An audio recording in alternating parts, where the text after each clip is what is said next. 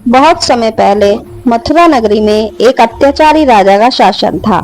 कंस कंस राजा देवकी का भाई था। देवकी अत्यंत सौम्य, पवित्र और धर्म प्रिय थी। जब देवकी का विवाह यदुवंशी वसुदेव जी से हुआ तो पूरे मथुरा में उत्सव मनाया गया।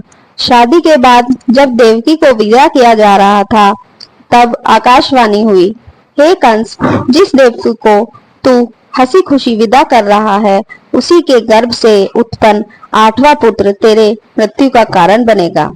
यह सुनते ही कंस का चेहरा भय और क्रोध से लाल हो गया। उसने तुरंत अपनी तलवार निकाली और देवकी को मारने चला, परंतु वसुदेव जी ने हाथ जोड़कर कहा, राजन, तुम देवकी को मत मारो। मैं वचन देता हूँ कि जो भी संतान होगी उसे मैं आपको सौंप दूंगा। कंस ने यह वचन स्वीकार कर लिया और देवकी और वसुदेव को कारागार में कैद कर दिया। समय बीतने लगा। देवकी के गर्भ से एक एक करके 7 संतानें उत्पन्न हुई, लेकिन कंस ने सबको निर्दयता से मार डाला। जब 8वां गर्भ आया, तब देवकी और वसुदेव निराशा में डूब गए, परंतु इसी समय भगवान विष्णु ने उनके समक्ष प्रकट होकर कहा, हे वसुदेव, हे देवकी, मैं स्वयं तुम्हारे यहाँ जन्म लूंगा। कंस के अत्याचारों का अंत करने के लिए तुम भय मत करो। जब मैं जन्म लूं, तुम मुझे यमुना पार गोकुल में नंद और यशोदा के घर पहुंचा देना और उनकी नवजात कन्या को यहाँ ले आना। 8वें महीने की श्रावण कृष्ण अष्टमी रोहिणी नक्षत्र मध्य रात्रि का समय था। बाहर घनघोर वर्षा हो रही थी, बिजली चमक रही थी। कारागार के भीतर देवकी ने दिव्य तेज देखा। क्षण भर में भगवान विष्णु स्वयं 4 भुजाओं वाले स्वरूप में प्रकट हुए। हाथों में शंख, चक्र, गदा, पद्म और मुख पर मुस्कान। देवकी भयभीत होकर बोली, हे प्रभु, यह रूप कोई सामान्य बालक नहीं है, कृपया मानव रूप धारण करें। भगवान ने मुस्कुराकर कहा, माता, मेरा यह दिव्य रूप कोई साधारण जन्म नहीं है। यह तुम्हारा सौभाग्य है कि मैं तुम्हारे गर्भ से अवतरित हुआ हूँ। फिर वे एक सामान्य शिशु के रूप में प्रकट हो गए, बाल कृष्णा। उसी क्षण कारागार के सभी द्वार अपने आप खुल गए। पहरेदार गहरी नींद में सो गए और सारी हथकड़ियां टूट गईं।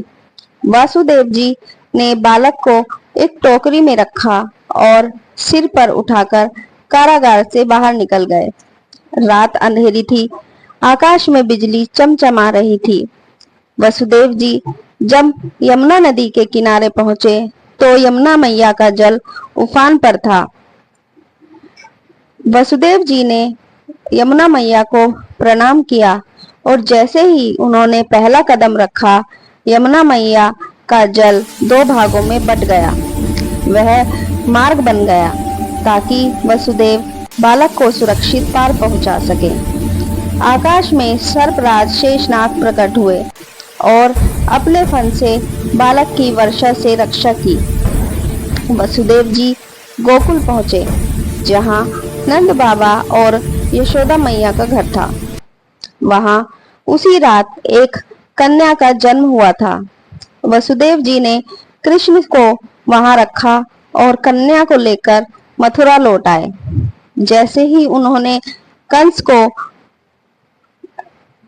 हाथों में कन्या को सौंपा, कन्या उनके हाथ से छूटकर आकाश में चली गई और बोली, अरे मूर्ख कंस, तेरा मारने वाला तो जन्म ले चुका है, लेकिन वह तुझे अभी दिखाई नहीं देगा। कंस भयभीत होकर कांपने लगा।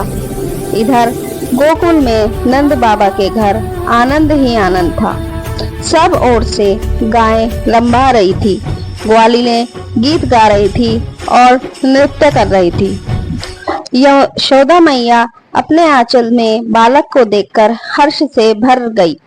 उनके मन में बस एक ही बात थी, ये बालक साधारण नहीं, ये तो मेरे प्राण हैं। मेरा कान्हा है।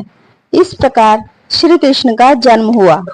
अन्याय के अंत और धर्म की स्थापना के लिए उनका जन्म यह संदेश देता है कि जब अधर्म बढ़ता है तब ईश्वर स्वयं अवतार लेकर धर्म की रक्षा करते हैं।